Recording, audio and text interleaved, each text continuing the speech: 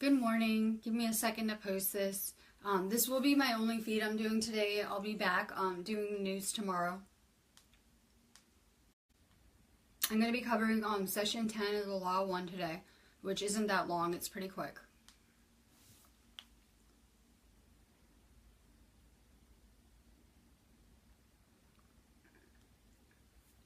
My phone's being slow. Bear with me.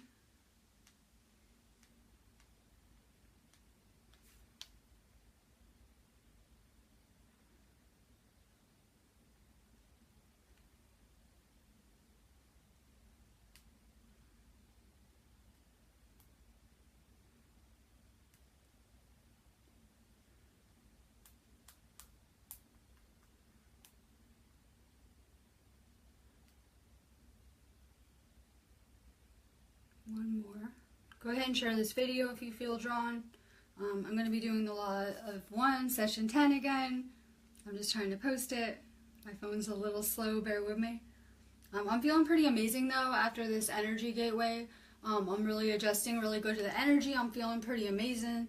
So I kind of want to share some energy with you guys.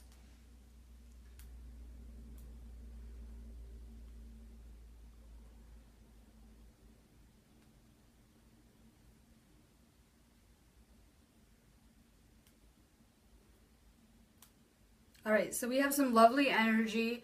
You guys all survived the 23rd. I see a lot of posts going around still. And I just wanted to say it wasn't about that. It's more like a beautiful sign from the heavens.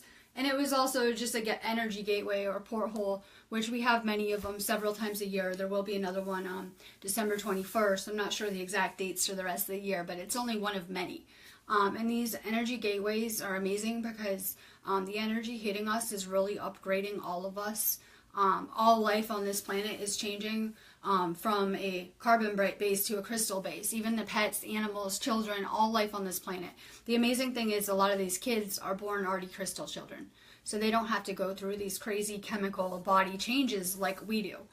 They don't have the same process. A lot of people are asking me, what about my kids? What about my pet? They actually have an easier time than we do because we're more like cluttered. We have more debris. They're just more pure. They're always more connected to source. If you want to get close to God, spend some time with some kids or some pets. So I'm going to be going over session 10 and then I'll go ahead and post session 11. Bear with me. I've been a little bit slow with this. I'm kind of getting in the flow with it. And a lot of you guys are probably figuring out the Law 1 was written in really complex language. I heard a really good theory on it, where someone was saying it might have even been channeled by some type of AI or artificial intelligence, and it really is written very awkward. Like it has a lot of backwards language and things like that. But I'm really familiar with that too because I do a lot of channeling, and so it's just kind of you have to understand that entities are always working with our vocabulary, and we have a very limited vocabulary we have, so they're always kind of searching around for words, and sometimes that's how it just comes across. So I've been interpreting this. Bear with me if I'm a little bit slow.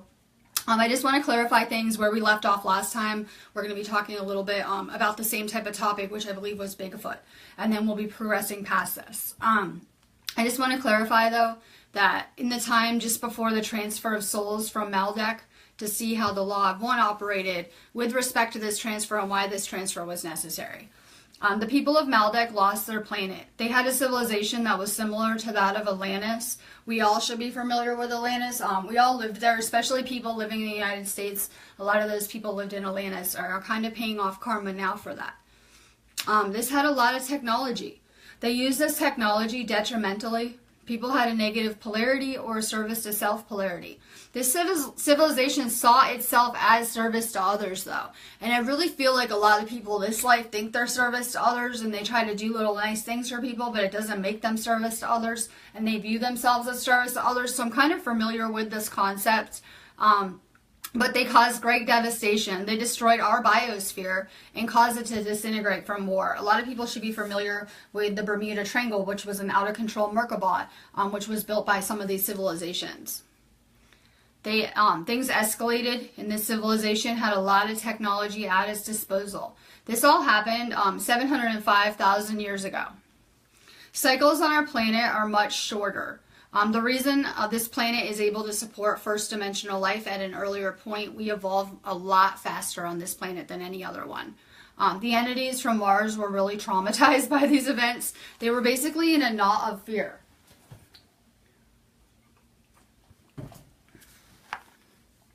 $600,000 years ago, members of the then existing Confederation were able to untie this knot of fear. These entities were then able to recall that they were conscious. They weren't even able to recall they were conscious entities at that point. This awareness brought them to a point on the lower astral planes where they could be nurtured until they were able to be healed of this trauma. To the extent that the entity was able to examine the distortions it had experienced in its previous life in the illusion. After this experience of learning and teaching, the group placed itself in a type of karma alleviation. They then incarnated into our planet, and that's why people should be really familiar with these concepts, because this is like a huge melting pot.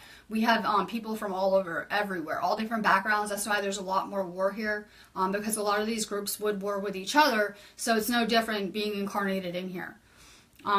So they incarnated into our planet into acceptable human forms.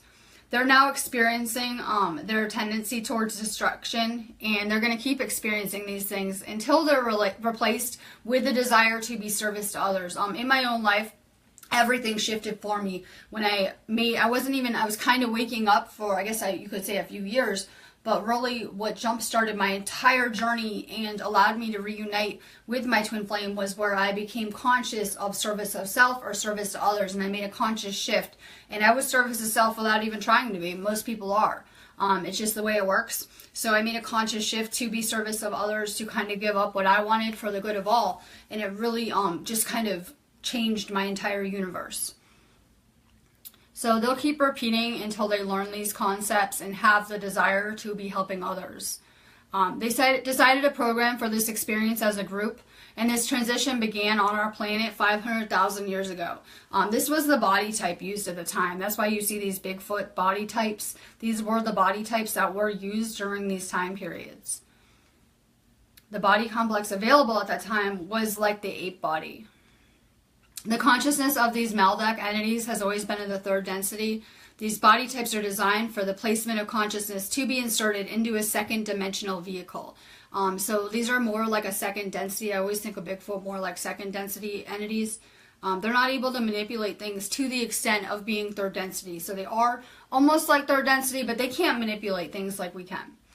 Many of these entities moved on, and they made a graduation at the end of their cycle, and they made that transition from second density to a third density body, which would be something like I have and you have, so we're pretty familiar with the third density bodies.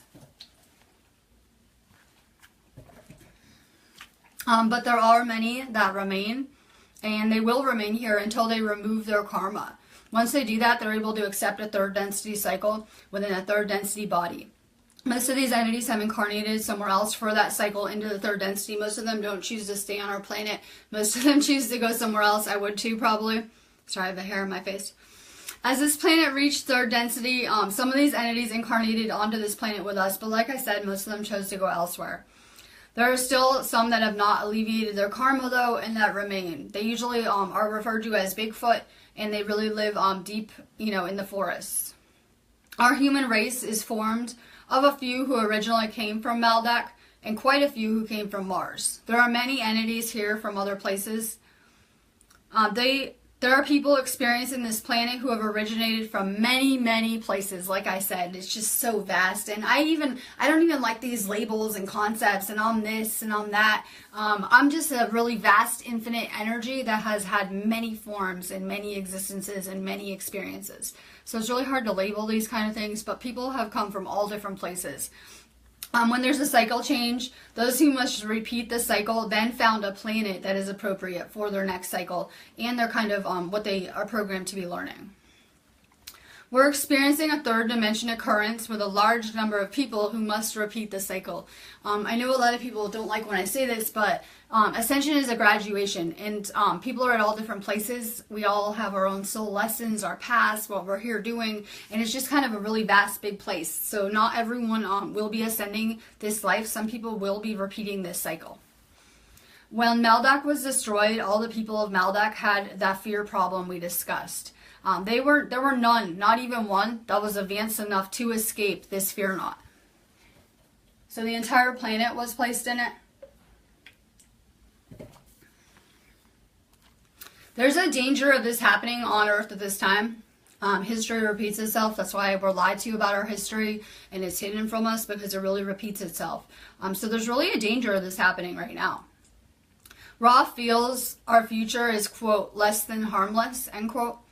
There are people that exist here that are using technology in a negative capacity. I just did a video on gang stalking, which is electronic harassment, which I've been through to the extreme before I woke. But these were things that I had to go through so that I would wake up. These are programmed experiences that I wanted to go through. So that, because it taught me many skills. It taught me a lot of computer skills. It really just pushed me in a direction I needed to go. So there's a lot going on. Behind the scenes, but we really are seeing technology being used in a negative capacity against humanity. We are seeing that there's no regard for life, let alone laws and things like that. And these are really not good situations that we've been in before in many societies. But remember, everyone is part of the Creator. So even those people that are harming humanity, or are doing bad things to people, or have a negative polarity, remember, they are part of the Creator too. We have to learn how to see the Creator in everyone. I know it's so hard with the person yelling at you or attacking you or whatever it is, but we really have to learn how to see the Creator in everyone. That's what I'm working on in my own everyday life, and it's really changing things and making things much more beautiful. Free will is huge here, so we have to respect that, that while people might be harming others, they have that free will choice.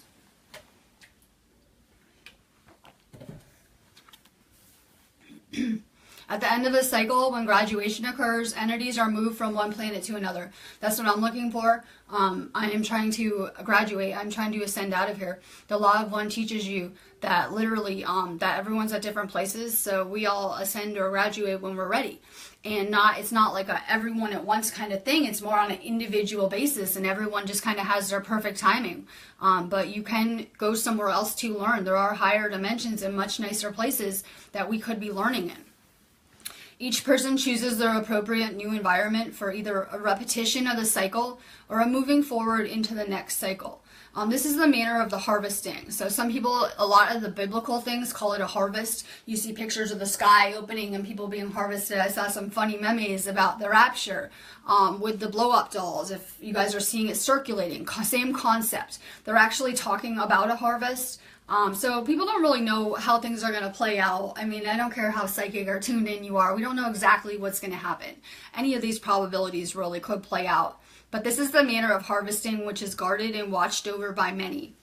When people are moved from one planet to the next, they are moved by thought. While a person is incarnate in this third density at this time, he may either learn unconsciously without knowing what he is learning. That's how I spent most of my lessons this life. I was very unconscious. I was not aware that I was learning valuable lessons until I woke up and I was able to kind of articulate all of the knowledge I gathered. But you may learn after you're consciously aware, and that's where we're all at. We should be consciously aware. We should be expanding our awareness and our consciousness daily. So we're learning consciously, which is really amazing. And that is the law of one way. By the second way, learning consciously, it's possible for us to greatly accelerate our growth. Whereas living unconsciously, we could have spent hundreds of thousands of lives with the universe just trying to wake us up and kind of shake us. And the reason why we can't remember all of our past lives is because we had a lot of dark stuff happen to us. A lot of people go into like past life regressions and they start having to deal with all this heavy stuff. The universe was torturing you and pushing you and shaking you and giving you what you needed to wake you up. And humanity wasn't ready until this point. So this is the first time we're living consciously. We're realizing how powerful we are and how we can create what we want. I'm not taking the script that's been handed to me by society. I'm going to actually create my own universe and things the way I want to see them here. So we kind of have to be aware of that we're on a whole new playing field right now.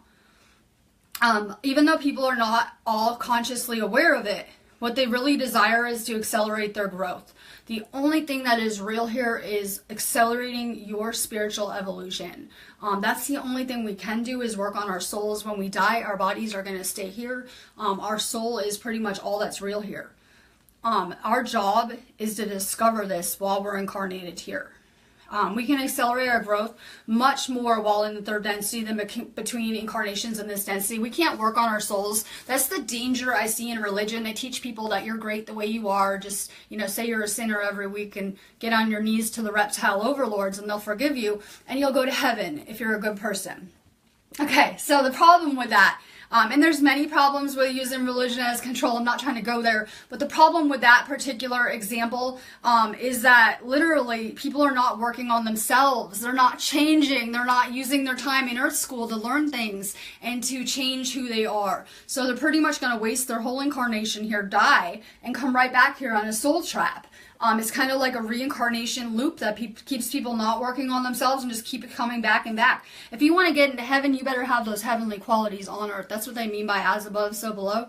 If you want to get to heaven, you better have those heavenly qualities. And it's about purification. So we should be working on ourselves. We should be trying to purify our mind, body, and our soul, and just be working on healing and getting ready. And that's the danger with these kind of systems.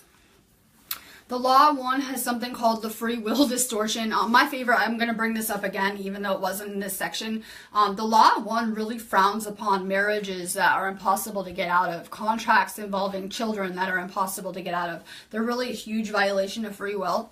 But I'm just going to insert that right there. The law of one has the free will of distortion. Each person is free to accept, reject, or ignore the creation itself. Many people are using the law of one as a way of love, and some people distort it to justify New Age philosophies. We see this happening everywhere, with religion being used as control. We see the law of one being twisted around. I had to leave a couple spiritual communities because they will try to project everything on me and say, no, it's you. Everything's just a mirror. It's you, all the evil and, all the bad stuff we're doing is okay. It's you. If you don't like it, maybe you should change. And they're twisting around these philosophies to justify all of the evil in the world and to continue kind of pillaging the world. I'm not with it. So you're seeing a lot of religions have been distorted. A lot of religious texts have been distorted. One person can equal infinity. Right now, there's a huge calling, which is being heard all over the universe. There's a huge calling on our planet for help and assistance and healing. Like never before. Let's go over some of the practices or exercises to perform, and that will accelerate you towards the law of one. I can also, I did post this section, so you can kind of go and find it. Like if you want to find this list of stuff, you can just put in like session 10 or session, and it should pull up. I try to delete anything off topic in this group because there are other groups we can be posting memes and stuff, and I want you guys to be able to find the material. But let's go over exercise 1. This is what's most unseen in our illusion. Each moment contains love. Every single moment. Some people might see hate, they might see anger, or whatever they're seeing, but there's love in every moment. Every person you ever interacted with in your entire life was the creator. Yeah, your mom you didn't like. Maybe your dad, you treated you bad. Maybe your teacher that you hated. These were the creator giving you lessons. This is the lesson or the goal of the illusion. I knew that since I was 15 years old dying of cancer. That love is the meaning of life. It's all about love. Nothing else matters here. It's only about love. That's the only thing that will remain. I try explaining to people that when people die, that anger, that jealousy, any kind of resentment, you don't take it with you. It can't cross over with you. The only thing that will go is unconditional divine love. That's the only thing that will ever exist. Souls actually get measured by and based on their love levels. This lesson is to consciously see that love and awareness and understanding in every lesson. Exercise 2. The universe is one being. When you look at another person, see the creator. Okay, I have a hard time articulating my journey, my experiences, but I'm just going to say I signed up for a hell of a ride to even be sitting here in front of you guys. But I've seen crazy things. I am a dream walker. I use the dream realm to access a lot of information and to see like future events, things that are going to happen. I use it for all different types of purposes. But let me tell you that we only have one consciousness. So we basically only have one brain between all of us, and we just can't access those other layers of it. So while we're here, we feel separate, we feel like individuals, but I'm telling you right now, I've seen it with my own eyes. I've accessed these areas of consciousness. I've actually seen it. like out-of-body experience type of seen it. So this stuff is very real. I know it can feel like we're so separate. We really are one. It's just our experiences, our likes and dislikes, and everything we've been through that's making us unique and our own selves, but we really are one. So see the creator in everyone. Exercise 3, look in the mirror and see the creator. I know that's a little bit harder to do. I know people get, hung up on I am God. I'm not trying to say that, but look in the mirror and see the creator. Exercise 4, gaze at creation and see the creator in every person. Not just your friend, not just your lover, that person you like. Try to see the creator in everyone. When we see the worst in people, it will bring out the worst. If we can see the best in people, I do see the bad, but I try to focus on the good aspects of people, and it really works. It will bring out the good qualities of people. When we expect the worst in people, they'll really behave worse. The foundation of these exercises, meditation, contemplation, and prayer. With this attitude, these exercises can be processed. Without it, the data will not sink into your mind. We need to spend a lot of our time in meditation, in prayer, with ourselves, recharging our energy. We spend so much time trying to help others. We have to put more focus back on ourselves. We have to be nicer to ourselves and spend more time on ourselves. That's always been the lesson. I feel like a lot of us, we're really good at the 4th density. Maybe even, our whole time living in the 3rd density. We spent a lot of time in the 4th density long before our ascension, more early on in life. I believe a lot of us spent a lot of time in the higher dimensions and then kind of descended and are trying to get back there. And the thing is the reason why is we all have 6th-dimensional souls or higher dimensional souls, so we're more familiar with that. But the problem with the 4th density is that oftentimes we martyr ourselves for others. We pour out too much of our energy without getting anything in return. We're unappreciated. Our lesson is to learn not to help others sometimes, because we know that if we help, it will intercept their lesson, but they're just going to get the same lesson they have to do on their own later. So we should be learning non-interference. Atlantis and Lemuria had an event when these civilizations occurred. The civilizations of Atlantis and Lemuria were 2 separate places, obviously. Let's talk about the Mu entities first, and then hold on, because I just clicked on something. I want to pull it back up again. We should all be familiar with Atlantis and Lemuria. Some of us were high priestesses in Lemuria. Some of us had very important spiritual roles in these communities. So we all kind of lived in these places. They should be kind of familiar to us as we're awakening and remembering who we are. Let's talk about the Mu entities though first. These are beings of a primitive nature, but these had very advanced spiritual distortions. These civilizations were part of this cycle experienced 53,000 years ago. It was a place that was washed beneath the ocean during a readjustment of our sphere's tectonic plates through no action of our own. And they're talking about a pole shift. We've had many pole shifts and many civilizations here. I'm gearing up for a pole shift now.